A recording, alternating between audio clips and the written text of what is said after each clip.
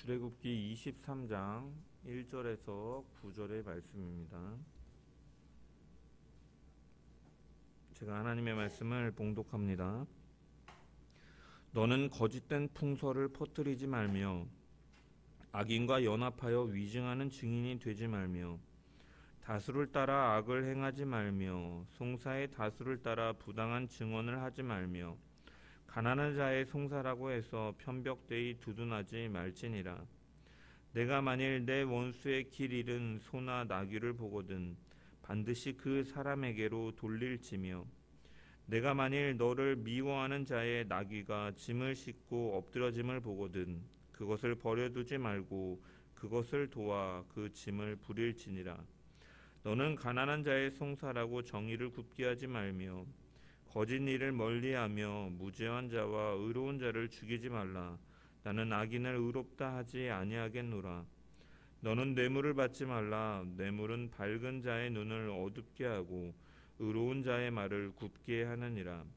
너는 이방 나그네를 압제하지 말라. 너희가 애굽 땅에서 나그네 되었은즉 나그네의 사정을 아느니라. 아멘. 말씀을 통한 주의 은혜와 평강이 수요예배 가운데 모인 모든 성도들 가운데 넘치기를 축원합니다.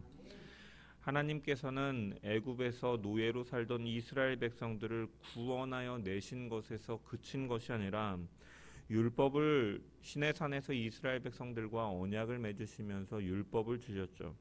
그리고 이 율법을 주신 것은 이스라엘 백성들이 하나님의 백성으로서 어떻게 살아가야 되는지 그 방향과 그 규범들을 제시해 주신 것이고, 이렇게 그들에게 하나님께서 법을 주셨다라는 것은 하나님께서 하나님의 뜻대로 하나님의 그 방법대로 방식대로 그들을 다스리시겠다라는 의지를 보여주는 것입니다. 그렇다면 왜 하나님께서는 이렇게 이스라엘 백성들을 택하셔서 하나님께서 다스리시는 통치하시는 나라로 이 땅 가운데 세우셨는가? 그것은 이 아담의 타락 이후에 이 인간들은 범죄하였고 세상 가운데 죄가 만연해지고 하나님의 질서가 무너지고 우상 숭배가 벌어지고 하나님으로부터 멀어지는 이러한 일들 가운데서, 이러한 세상 가운데서 하나님은 하나님의 백성으로 이스라엘 백성들을 세우심을 통해서 너희가 이 어두워져 가고 죄로 인하여 타락해져 가는 세상 가운데서 너희가 내가 어떠한 자인지 어떠한 분인지를, 하나님이 어떠한 분인지를 드러내기를 바라시는 그러한 기대 속에서 참신 유일하신 분 하나님의 그 영광을 이 땅 가운데 나타내며 살기를 바라시는 마음 속에서, 그리고 그분의 통치를 나타내라는 의미에서 이스라엘 백성들을 세우시고 율법을 주신 것입니다. 그러한 개념에서 이제 이스라엘을 하나님을 섬기기 위한 특별히 선택된 민족, 나라라는 의미에서 제사장 나라라고 지칭하는 것이죠. 오늘날에도 동일하게 이스라엘이 그러한 기능을 하느냐? 결코 그렇지는 않습니다. 오늘날의 이스라엘은 이 당시 구약 성경에 언급된 이스라엘과 다른 민족의 개념이고, 오늘날에도 동일하게 이러한 특정한 나라를 통해서 특정한 민족을 통해서 하나님께서는 일하시지 않는다라는 거죠. 왜냐? 이스라엘을 통하여서 다윗의 아브라함의 후손으로, 다윗의 후손으로 복의 근원이 되시고 참된 왕이 되시는 예수 그리스도가 이미 이 땅 가운데 오셨고, 그분을 통하여서 진정한 하나님의 나라가 이 땅 가운데 임한 것이죠. 그리고 그 예수 그리스도를 믿는 자를 통해서 이제 영적 이스라엘로서 하나님께서는 그 예수 그리스도를 믿는 자들을 통해서 이스라엘 백성들의 율법을 주시고 기대하셨던 그 뜻대로 이 땅 가운데 하나님의 성품을 드러내고 하나님의 뜻을 나타내며 하나님의 통치를 받는 백성으로서 살아감을 통해 하나님의 나라를 이 땅 가운데 이루면서 모든 자들이 너희를 어두움 가운데 불러내어 빛으로 부르신 그분의 아름다운 덕을 바라보게 하시기 위해서 하나님께서는 믿는 자들을 세우신 것이죠. 그것이 바로 하나님께서 세우신 교회의 기능인 것입니다. 성전인 것이죠. 우리 한 사람 한 사람이 성령의 그 내주하심을 통하여서 우리가 성령이 하나님의 영이 거하시는 성전이 되어, 또한 주님을 믿는 자들이 그 이름으로 모여서 함께 공동체를 이루는 교회를 통하여서 하나님께서는 그 하나님의 성품 공의와 인애 그리고 그 의를 드러내며 살아가기를 바라고 계신 것이죠. 그렇기 때문에 베드로 사도 역시 교회를 향해서 성도들을 향해서 오직 너희는 택하신 족속이다. 하나님께서 세우신 백성이다. 하나님께서 세우신 나라라는 것이죠. 그렇기 때문에 너희는 그분의 통치를 받는 하나님의 뜻을 이 땅 가운데 이루는 왕같은 제사장들이요 거룩한 나라요 그의 소유된 백성이다. 그렇기 때문에 너희는 너희를 어두운 데 가운데서 불러내신 그의 기이한 빛에 들어가게 하신 아름다운 그 덕을 선포하며 살아가라고 권면하고 있는 것이죠. 그것이 바로 교회의 사명이자 이 땅 가운데 살아가는 하나님의 백성들의 삶의 목적이 되어야 되는 것입니다. 하나님께서 우리를 천국 백성으로 삼으신 것은 하나님의 아름다운 덕을 선포하기 위함이다. 그리고 그 덕은 바로 하나님의 의로우심 그리고 그 인내하심을 드러내는 것이죠. 따라서 예수 그리스도를 믿는 성도, 하나님의 영이 거하시는 성전이요 성도요 그런 모인 자들이 모인 교회는 이 세상을 향해 하나님이 어떠한 분이신지를 나타내야 할 책임이 있다라는 것입니다. 우리가 율법을 통해서 계속 살펴보는 것처럼 그리고 그 율법이 하나님의 백성으로서 강조하며 하나님의 그 성품을 드러내는 방식 가운데 나타내는 것이 무엇입니까? 삶 속에서 일상의 삶 속에서 얼마나 너가 약자를 대하는 태도를 인내한 마음을 가지고 하나님께서 우리를 사랑하신 것 같이 그러한 마음으로 대하고 있는가? 너가 일상에서 삶 속에서 이웃에 대해서 거짓 증거하지 않으며 하나님을 정말로 참신 유일하신 분으로 주인으로 모시고 살고 그분을 사랑하고 그분께 영광을 돌리고 또한 그 의로움 하나님의 자녀로서 너가 이 땅 가운데 얼마나 그 의로움과 정직함과 성실함과 신실함을 가지고 살아가고 있는가에 대해서 율법은 끊임없이 도전하고 우리에게 권면하여 주고 있다라는 것입니다. 그래서 오늘 본문의 말씀은 그 하나님의 백성들이 이 땅에서 어떻게 하나님의 의를 드러내며 살아가야 되는가에 대해서 다루고 있으면서 그 사회적 책임에 대해서 언급하고 있는 부분인 것이죠. 특별히 이 법정에서 재판이 진행될 때 발생할 수 있는 여러 죄악들에 대해서 언급하면서 이렇게 하지 말라라고 금지하고 계시고 것입니다. 사실 우리가 법정에 쓸 일이 얼마나 있겠습니까? 대부분의 평범한 사람들은 법정에 갈 일도 없고 변호사를 찾을 일도 없고 그 법정에서 뭐 증언을 한다든지 이러한 일을 경험할 경우가 사실 가능성이 굉장히 낮죠. 하지만 이 하나님께서 이 율법 가운데 이러한 법정을 두시고 이러한 사회적인 질서와 하나님의 의를 드러내는 이러한 것으로서 이 법정을 언급하는 것은 무엇이냐면 바로 사회 질서를 유지하는 데 있어서 이 법정이라는 그 기능은 법을 집행하는 이 사법기관들은 어떻게 보면 사회 질서를 유지하는 데 있어서 최후의 보루이기 때문이죠. 이 재판장마저 무너진다면 이 세상은 더욱더 불의가 특세하고 부정과 부패와 거짓이 만연해져 가기 때문에 이 최소한의 선으로서 마지노선으로서 법정을 언급하면서 말씀하고 있는 것이죠. 그리고 이 사회 질서를 유지하고 하나님의 의를 드러내는 그 근간은 어디에서 나타나느냐? 오늘 본문의 말씀 보면 23장 1절부터 3절까지는 재판에 관해서 4절부터 5절까지는 가운데 부분은 이 이웃에 대한 사랑에 대해서 원수에 대한 사랑에 대해서 그리고 다시 6절부터 9절까지는 다시 법정에 대한 그 재판의 그 금지 규례에 대해서 이러한 주제로 이렇게 구성이 되어 있는 것이죠. 우리가 히브리 이 문학적인 특성을 보면 이 앞과 뒤가 이렇게 인클로지오를 이룬다고 해서 인클로지오를 이루면 그 단락의 가장 중요한 주제는 그 가운데에 위치합니다. 가운데에 위치해서 그래서 이 법정에서 이 금지되어지는 이러한 규정들을 지키는 것이 사회 질서를 유지하는 데 기본이 되지만 그 근간 가운데 가장 중요한 것은 무엇이냐? 바로 이웃을 사랑하는 태도를 통하여서 그 사회 질서를 이루는 근간의 가장 기초는 무엇이냐? 마지노선은 법정이요. 가장 기초는 바로 이웃에 대한 사랑이 근간이 되기 때문에 이렇게 이 단락의 중심부에 위치하고 있는 것입니다. 우리는 하나님의 백성이라고 하나님의 백성으로 살아가는 것을 생각한다면 우리가 어떻게 보면은 우리가 하나님의 백성으로 사는 법을 우리가 떠올리면은 가장 먼저 떠오르는 것이 무엇입니까? 이렇게 모여서 예배하는 것, 그리고 기도와 같은 경건의 이 모습만을 생각합니다.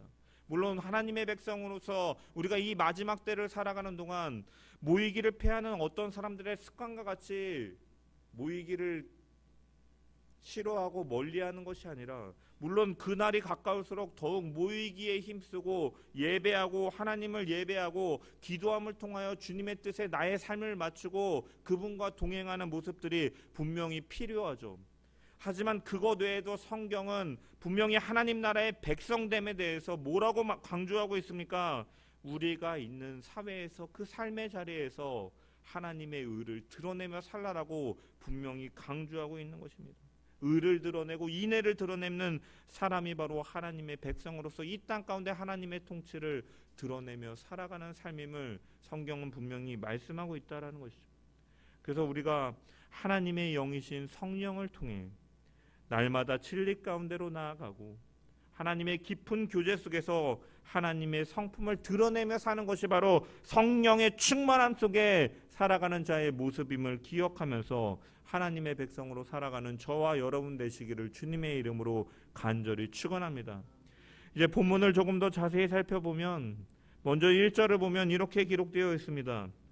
너는 거짓된 풍설을 퍼뜨리지 말며 악인과 연합하여 위증하는 증인이 되지 말라라고 기록되어 있죠. 여기 풍설이라고 번역된 단어는 이 사람에 대한 평판을 가리키는 용도로 사용되어지는 단어입니다. 저 사람은 어때? 이 사람은 어때? 저 사람은 좋은 사람이야. 저 사람은 의로운 사람이야. 저 사람은 나쁜 사람이야. 이렇게 그 사람에 대해 평판을 하는 것을 풍설이라고 하죠. 그런데 그 앞에 이 거짓된이라고 번역된 단어는 무슨 의미냐? 하나님과 함께 쓰여질 때 이 거짓된이라는 이 번역된 히브리어는 하나님과 함께 사용되면 이 3계명 여호와의 이름을 망령되이 일컫지 말라. 이 망령되이가 바로 여기 사용된 거짓된이라고 번역된 단어입니다. 그리고 또한 우상과 함께 이 단어가 사용되면은 헛됨이라는 의미로 사용되어지죠. 그래서 이 단어는 어떠한 의미를 가지고 있냐? 이 거짓된이라고 번역된 단어는 본래의 목적과 다르게 변질되어서 사용되어지는 것, 망령되이라는 표현처럼 본래의 목적에서 벗어나서 사용되어지는 것, 아니면 거짓으로 위장하고 있는 것을 가리키는 단어입니다. 즉 근거 없이 진실하지 않은 거짓으로, 그 사람은 그렇지 않은데 그렇게 거짓되이 그 목적에서 벗어나서 그 의미, 원래의 의미에서 벗어나서 상대방에 대해서 비난하고 비판하고 그러한 손해를 끼치고 거짓으로 위장되는 그러한 말들을 가리키고 있는 것이죠. 또한 그러한 거짓 증언들을, 법정에서의 거짓 증언들을 가리키는 것입니다. 오늘날 사회는 어떻습니까? 이러한 거짓된 풍설들이 난무하는 사회인 것 같습니다. 유튜브를 통해서 사실은 그러한 의미가 아닌데, 그러한 컨텍스트 전체적인 문맥을 보면은 그러한 의미가, 배경과 그 문맥을 보면 그러한 의미가 아닌데, 사실은 그런 자극적인 한 단어들만 뽑아내가지고 그 사람이 그런 의도로 말한 것처럼 보도하고, 실제로는 아무것도 결정나지 않고 그냥 의혹만을 막 제기하면서 실제로 그렇게 한 것처럼 막 매스컴에서 보도하지만, 그런 이슈들을 만들어내지만 나중에 보면 결국 그것은 아무것도 아닌 일임에도 불구하고 막 그렇게 있었던 일처럼 매장시켜버리고 나중에 드러났을 때는 흐지부지 넘어가 버려서 대중들은 정말로 그 사람이 그러한 죄를 지었던 것처럼 생각하기도 하는 경우들을 너무나 많이 볼 수가 있는 것이죠. 실제로 조명돼야 될 진실은 가린 채 자극적인 단어들로만 상대를 공격하고, 정작 자신들의 잘못이 언급되면 철저하게 무관심으로 응대하는 모습들이 오늘날 많이 나타나고 있죠. 이러한 거짓된 풍설들에 대해서 하나님께서는 금지하고 계십니다. 왜 그렇습니까? 그렇게 하지 말라라고 말씀하십니다. 왜냐? 이런 것들이 잦아질수록 사회 전반에 걸쳐서 어떠한 일들이 벌어집니까? 불신이 일어나게 되고, 그 서로 그 추구하고 서로 쫓는 그러한 그 스탠스에 따라서 갈등들이 벌어지기 때문에 그 사회 기반들이 무너져 버리게 되는 것이거든요. 정치인들이 편을 갈라서 자꾸 뭐 세대 간에 남녀 간에 그렇게 갈등을 자꾸 불러일으키면서 자신들의 세력의 지지 기반을 세워가려고 할수록 사실은 그 사회는 더욱더 혼란스러워지고 무너질 수밖에 없는 것입니다.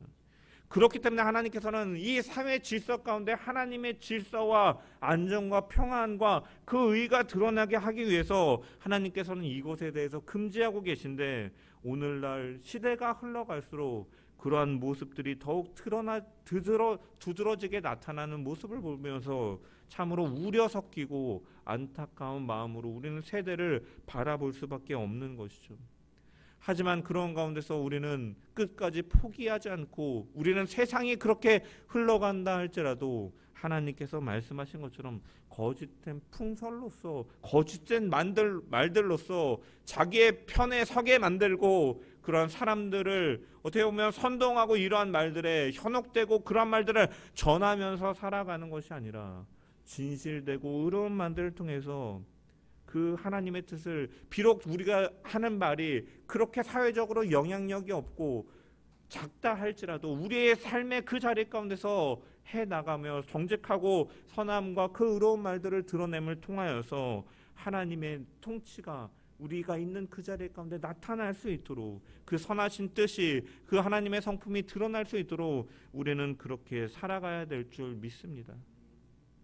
잠언서 26장 20절에 보면은 나무가 닿으면 불이 꺼지고 말쟁이가 없어지면 다툼이 쉬느니라라고 기록돼요. 나무가 불에 타고 나무가 없어지면 불이 꺼질 것이요, 말을 전하고 거짓말로 일삼으며 갈등을 일삼는 사람이 없어진다면 다툼은 사라질 것이다.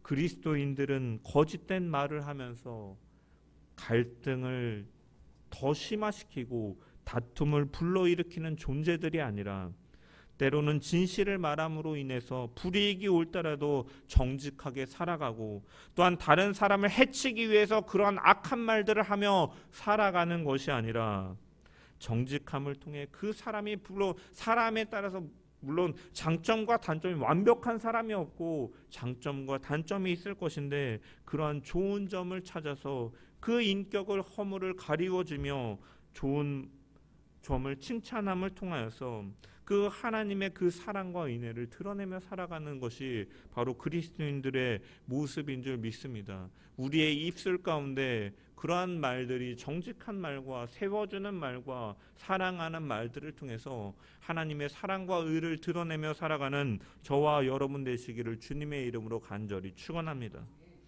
이어서 1절의 후반부를 보면은 악인과 연합하여 위증하는 증인이 되지 말라라고 말씀합니다. 이 말씀은 악인과 연합하는 것에 대해서 금지하고 계시고, 또한 이 악의를 가지고 음모를 꾸미고 결탁하여 거짓 증언하는 것에 대해서 금지하고 계시는 것이죠. 여기 위증하다라는 말은 잠언에서 이 단어는 무엇을 손상시키다, 욥기에서는 맹렬하게 찢어버리다, 예레미야 애가에서는 산산조각내다라는 의미에서 사용되어지는 단어입니다. 즉 악함을 가지고 정말로 어떤 사람을 정말로 찢어버리는, 그 사람의 인격을 무너뜨리는 것처럼, 산산조각을 내버리는 것처럼 하는 그러한 것들. 그리고 이 증인이라는 말은 반복하다, 되풀이해서 말하다, 입증하다라는 그 원어 우드에서 유래된 말로 참고인으로서 진술하는 것을 가리키는 것이죠. 따라서 이 말은 이 실수나 어쩔 수 없이 거짓말하는 정도를 가리키는 것이 아니라 상대방을 해롭게 하고 산산조각 내고 찢어버리고 큰 공경에 빠뜨리기 위해서 악한 마음으로 거짓 증거하는 것을 가리키는 것입니다. 그리고 이것은 이미 10계명에서 사실 하나님께서 9계명 내 이웃에 대해 거짓 증거하지 말라라는 계명을 통해서 이미 말씀하신 것에 대한 신뢰로서 이 백성들에게 주고 계신 것이죠. 이처럼 악의를 가지고 다른 사람을 모함하는 행위는 상대방의 그 생명까지도 취하는, 인격뿐만이 아니라 상대방의 생명까지도 취하는 치명적인 결과를 불러일으키고 하나님께서 결코 기뻐하시지 않는 일임을 우리는 발견할 수 있다라는 것이죠. 이 북이스라엘 왕 가운데 가장 악한 왕이라고 뽑히는 아합 같은 경우에도 그 아합과 이세벨이 어떠한 일을 벌였습니까? 열왕기상 21장에 보면은 그가 이제 지나다가 이 나봇이 소유하고 있던 포도원을 그가 보고서 그 포도원이 너무나 마음에 드니까 갖고 싶거든요. 그런데 이스라엘 백성들은 어떠한 그 규정들이 있었습니까? 하나님께서 이 율법을 통하여서 이 하나님께서 주신 그 기업을 후손에게 이렇게 물려줘야 되죠. 그래서 경제적으로 어려움에 처해서 땅을 잠깐 팔더라도, 돈을 받고 팔더라도 이제 시간이 지나고 이 희년이 되면은 그 땅을 돌려줘야 됩니다. 원래 주인에게 돌려줘야 되는 게 있는 거죠. 그래서 이 아합이 이 나봇의 포도원을 갖고 싶지만 나봇은 팔지 않습니다. 그 하나님이 기업으로 주신 것이기 때문에 팔지 않고 아합 역시도 왕이지만 그것을 가질 수가 없는 것이죠. 그래서 왕궁으로 돌아온 아합이 너무나 갖고 싶어서 신음하면서 끙끙거리고 들어누우니까 아내 이세벨이 어떠한 일을 취합니까? 왕이여 걱정하지 마소서 내가 그 포도원 취해서 왕에게 드리겠습니다라고 말하면서 어떠한 일을 벌입니까? 양아치들을 고용해갖고 이 나봇에 대해서 거짓 증거하게 한 다음에 이 나봇의 왕을 저주하고 하나님을 저주하였다라고 이러한 거짓된 증언을 하게 하는 것이죠. 그로 인해서 이제 나봇은 이제 돌로 쳐 죽임을 당하였고 이제 아합은 이 나봇의 포도원을 취하게 되는 일들을 가져옵니다. 거짓말로 욕심 가운데 악한 마음으로 그러한 그 비난 속에서 정말로 생명이 잃게 되는 일들이 있었고 악한 일들이 벌어짐을 통해서 그러한 부당한 이익을 취하였는데 하나님께서는 그것을 결코 좋게 여기지 않으시죠. 그 모든 것을 지켜보시고 하나님께서는 선지자를 통해서 아합에게 뭐라고 말씀하십니까? 여호와의 말씀이 개들이 나봇의 피를 핥은 그곳에서 내 피 곧 내 몸의 피도 핥으리라라고 예언하게 하셨죠. 예고하셨습니다. 그 예언은 열왕기하 9장에 보면은 이 예후에 의해서 아합이 정말로 그대로 실현되어서 그렇게 죽게 되는 일들을 나타나게 되죠. 이처럼 누군가를 모독하고 비방하는 행위는 하나님께서 결코 기뻐하시지 않는 일임을 기억하면서 우리 성도들은 악인과 연합하지도 말고 거짓으로 증언함을 통하여 부당한 이익을 취하는 그러한 일들은 결코 없어야 되겠습니다. 그리고 2절에 보면 다수를 따라 악을 행하지 말며 송사에 따라 다수를 따라 부당한 증언을 하지 말라라고 말씀하고 있습니다. 저 북한이나 중국이나 이러한 공산주의 정권이나 독재 정권이 아닌 일반적인 이러한 민주주의 국가에서는 투표를 통해서 이제 이 의견들이 집행이 되어지죠.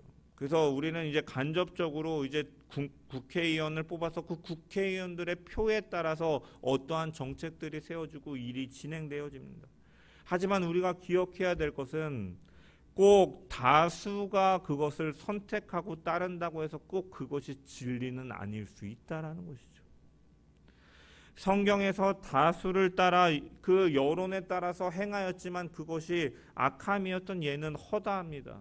특별히 우리가 고난주간을 통해서 마가복음을 통해서 살펴본 것처럼 이 빌라도, 예수 그리스도를 십자가에 못 박은 빌라도 같은 경우에는 그가 예수님이 죄가 없으신 분임을 알고 있었습니다.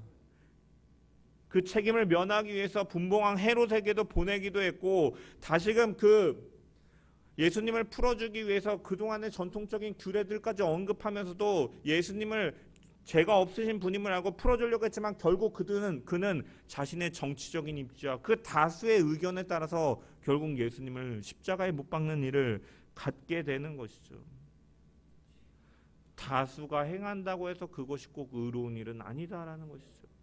실제로 많은 사람들이 그 일을 행할 때, 그 안에 속해 있을 때 그것이 악인지 모른 채 부지 중에 악을 행하는 경우들도 많이 있는 것이죠.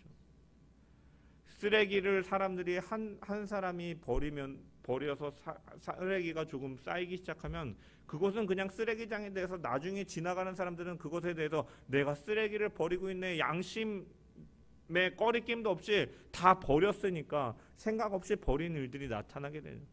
깨진 유리창 효과라고도 하는데 조그마한 깨진 유리창이 있을 때 그곳이 점점 이제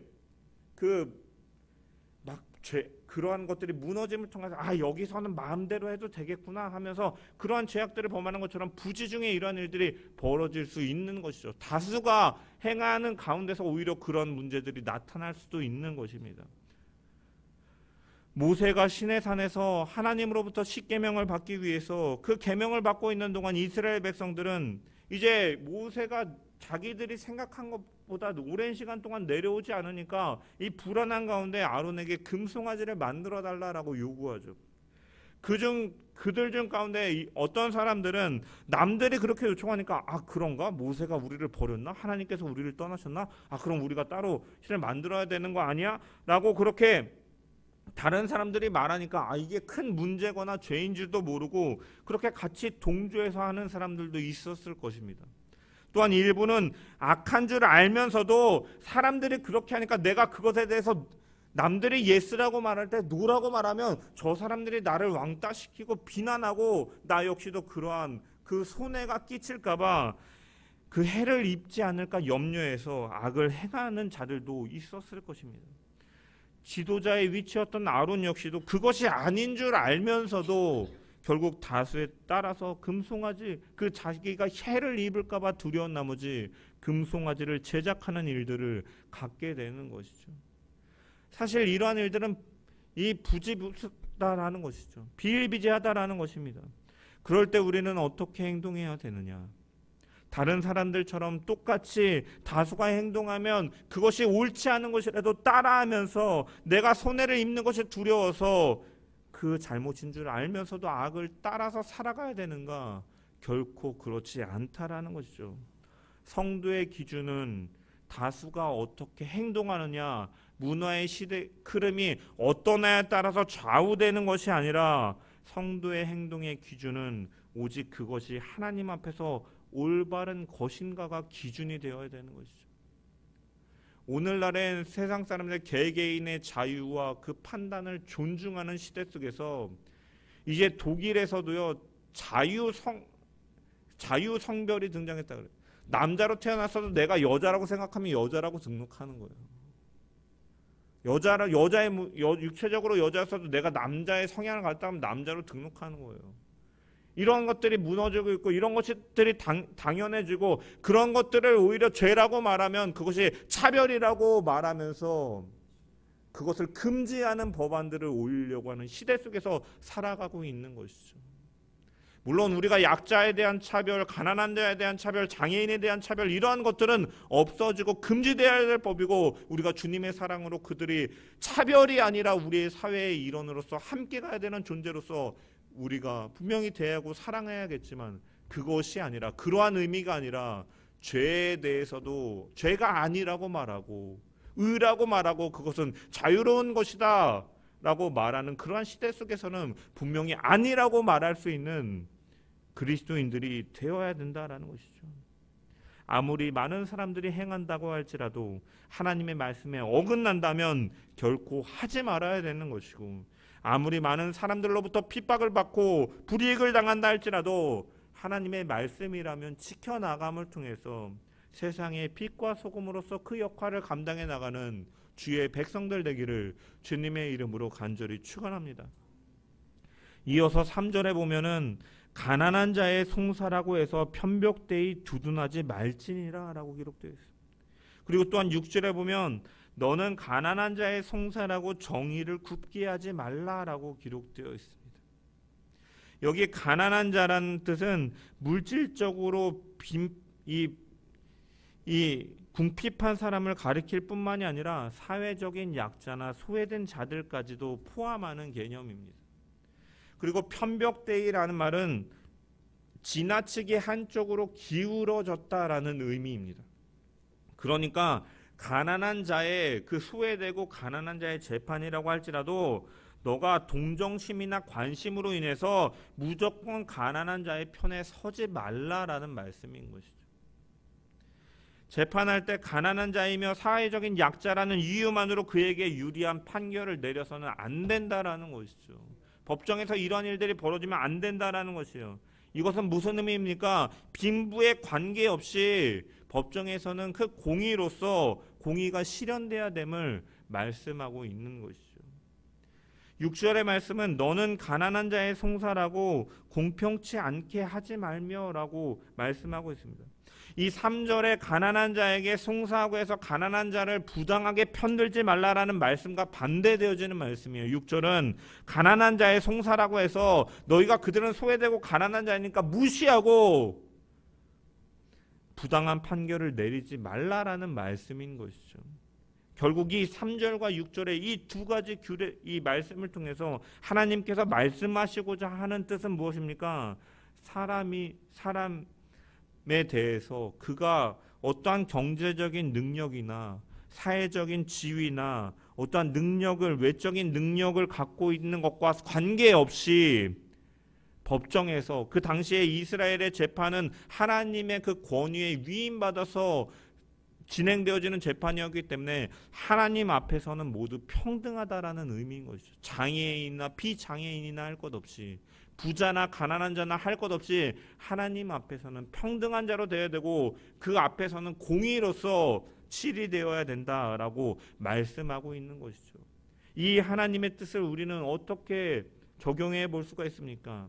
우리가 사람들을 대할 때 외모를 보고 혹은 지위를 보고 그 사람의 부와 가난을 보고 이러한 선입견이나 편견을 가지고 대하는 경우들이 은연중에 많이 나타나게 됩니다.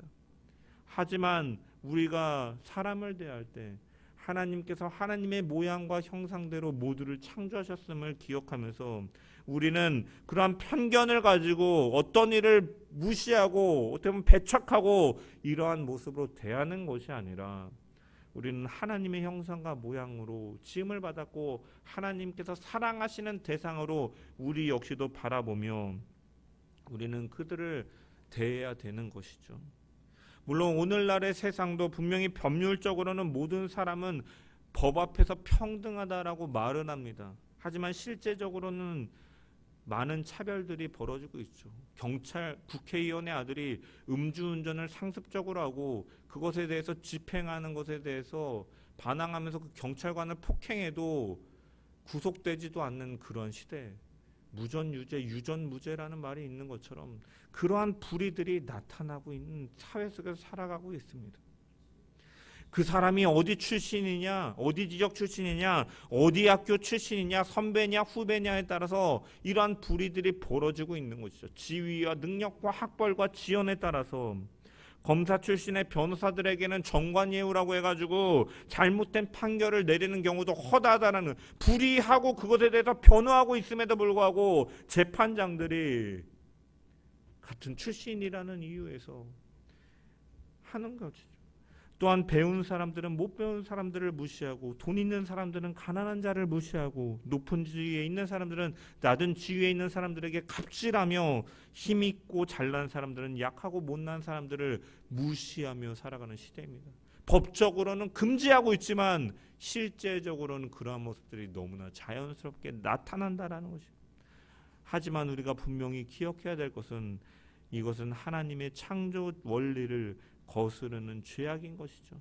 하나님께서는 가난하건 부자이건 배웠건 못 배웠건 아무도 무시하시지 않는다라는 것. 특별히 주님은 가장 낮은 모습으로 우리 가운데 오셨고 그 당시에 무시받고 천대받던 세리와 이 창녀들과 같은 그러한 자들과도 함께 식사하시며 떡을 떼시며 모든 사람을 똑같이 대하시며 존귀한 하나님의 창조물로 사랑하시며 대하셨음을 우리는 분명히 기억해야 될 것입니다. 그러한 의미에서 우리가 어떠한 조건들을 가지고 사람을 차별하고 편견을 가지고 대한다면 그것은 하나님을 무시하는 것과 같은 것이죠. 하나님의 모양과 형상대로 지음받은 무시하는 것과 같기 때문에 성도들은 그러한 편견과 선입견으로 사람을 대하는 것이 아니라 나와 똑같은 존재로 대하며 사랑하며 편견 없이 평등하게 대하는 주의 백성들 되기를 주님의 이름으로 간절히 축원합니다.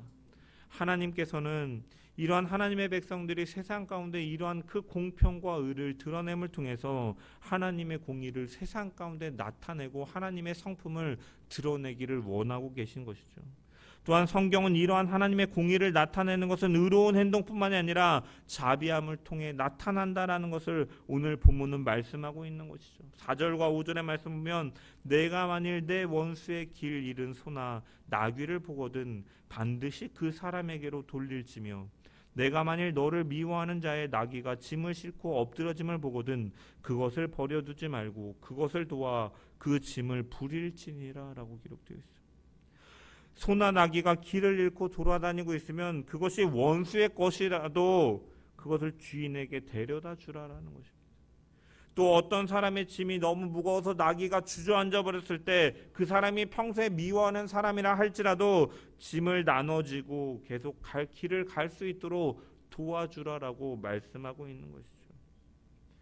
한 사회를 하나님의 질서대로 살아갈 수 있게 하는 것은 옳고 그름만을 따지는 의뿐만이 아니라 그 안에 사랑이 실천이 있을 때 가능함을 오늘 본문은 분명히 드러내고 있는 것이죠.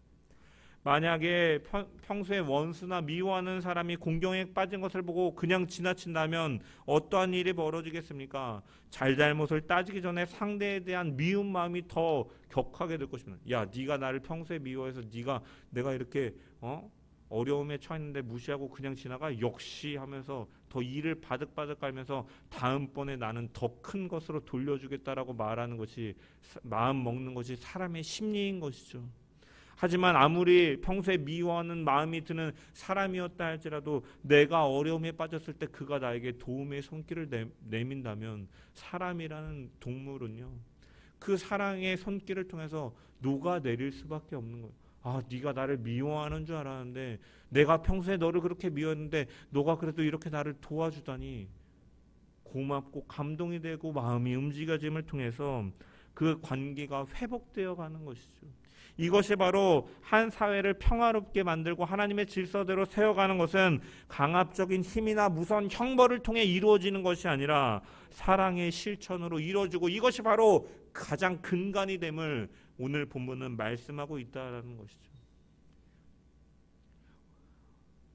제가 학교에서 배울 때 그렇게 배웠던 것 같아요. 법은 이제 최소한의 기준이다. 그 전에 양심이 있어서 법으로 정해져 있지 않더라도 내 양심상 다른 사람에게 피해를 끼치거나 하지 않으면 그것을 하지 않는 것이 이 같은 사회를 함께 살아가는 사람으로서 갖춰야 될 태도이자 이 예의임에 대해서 제가 배우고 그렇게 자라왔습니다.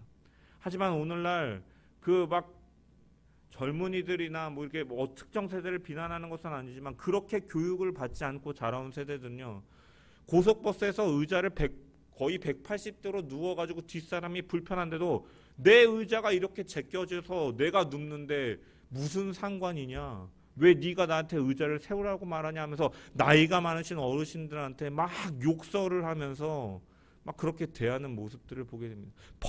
법에 없지 않느냐라고 말을 하면서 법대로 하자라고 말하죠. 하지만 법대로 하자라고 할수록 사실은 세상은 더 이 흉악한 죄들이 나타나고 있는 것을 보게 됩니다. 결국은 사람이 만든 법과 형벌은 최소한의 그것이지 결국 그 사회를 좋게 만들고 평안하게 만들고 하나님의 질서를 세워가는 그 근본적인 것에는 사랑의 실천이 분명히 있어야 됨을 분명히 말하고 있는 것이죠. 사랑으로 대할 때 그 사랑이 때로는 느리고 때로는 내 기대와 다르게 정말로 변화되어지지 않는 것 같다 할지라도 결국에는 그 미움의 마음이 갈등들이 결국은 사랑을 통해서 사라지게 되는 것이지 법대로 하자고 해서 그것이 없어지는 것은 아니다라는 거죠. 잠깐은 억눌려 있을 수는 있지만 결국 그것이 폭발되어 버려서 오히려 더 큰 갈등과 문제를 일으키는 것처럼 우리가 때로는 그 사랑으로 변화시킨다라는 것이 멀고 험하고 때로는 아무런 효과도 없는 것처럼 보일 수 있다 하지라도 분명한 것은 사랑이야말로 불신과 다툼과 미움과 복수심을 사라지게 하고 하나님의 질서를 이 땅 가운데 세워나가는 가장 좋은 방법임을 우리가 기억하면서 그 사랑의 실천으로 살아가는 저와 여러분 되시기를 주님의 이름으로 간절히 축원합니다. 효과가 없는 것 같지만 가장 큰 효과가 있는 것이 바로 이 사랑의 실천인 줄 믿습니다. 왜냐하면 하나님께서 우리를 구원하시기 위해 그렇게 사랑으로 오셨기 때문인 것이죠. 사랑하셔서 오셔서 이 땅 가운데 원수된 우리를 위하여 죽으신 것도 사랑하시기 때문이고, 그 고난과 희롱 속에서도 묵묵히 십자가를 감당하신 것도 사랑하심으로 인해서 우리를 변화시키고 구원하시기 위한 하나님의 방법이었음을 우리는 분명히 바라볼 수 있는 것입니다. 그런 예수 그리스도의 크신 구속의 은총을 입은 우리가 사랑의 실천을 통하여서 세상 가운데 하나님의 의와 사랑을 나타내며 살아가는 저와 여러분 되시기를 주님의 이름으로 간절히 축원합니다. 로마서 12장 20절에서 21절 말씀 보면 바울은 성도들에게 이렇게 권면합니다. 내 원수가 줄이거든 먹이고 목마르거든 마시우라. 그리함으로 내가 숯불을 그 머리에 쌓아 놓으리라. 악에게 지지 말고 선으로 악을 이기라라고 권면하고 있는 것이죠.